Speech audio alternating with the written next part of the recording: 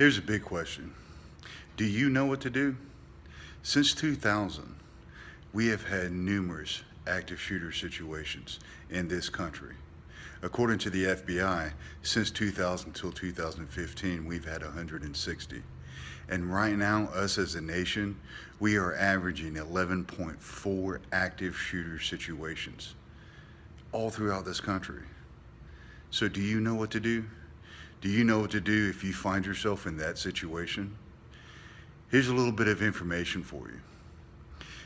Since we average 11.4 annual active shooter situations per year, 40% of those happen in a business environment, whether you're at work or you're at the mall. As long as there's a large group of people there, an active shooter just might occur. Like I said, according to the FBI, 40% happens there. And out of that 40%, out of all the active shooters that we've had, 78% of those active shooters, one of the victims happened to know the shooter. Think about that for a minute.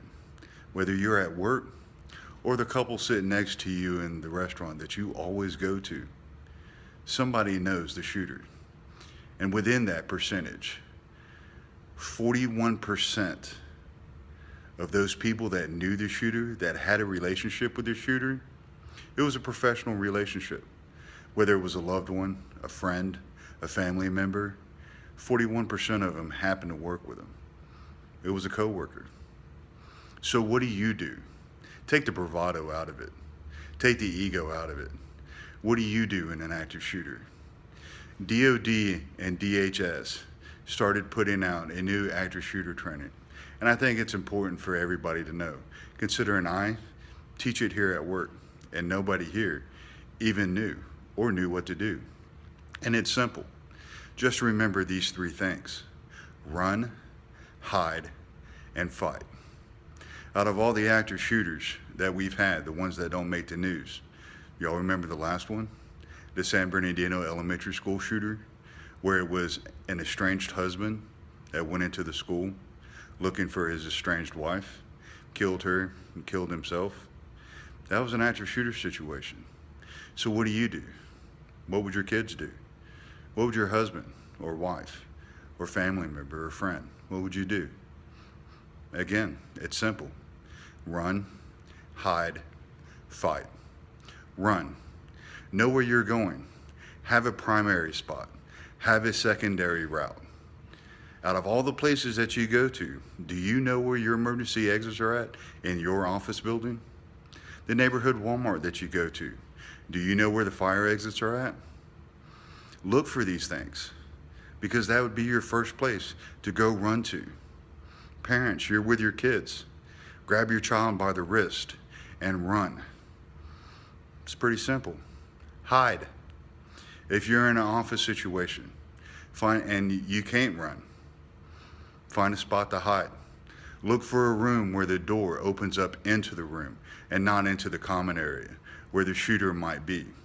In that case, you can hide. Barricade yourself in. Push stuff up against the door since it opens into the room that you're in. And at the same time, silence your phones. Turn the ringer off. Turn the vibrating off on your text message. And here's something else that you could do. Dial 911. Since you're in a hide situation, get an operator on the phone. Let them know where you're at. The last thing and the last resort, if you can't run, if you can't hide, fight.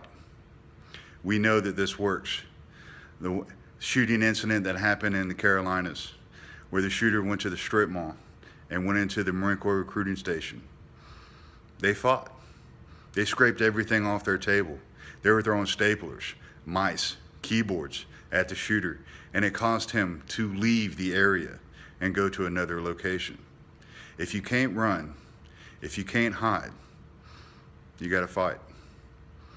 And yes, in an active shooter situation, you do run the chance of getting shot. But we all remember the Orlando nightclub shooting. Just 2 days after the Orlando nightclub shooting, one of the victims, a young female, did an interview on ABC She was there in the bathroom.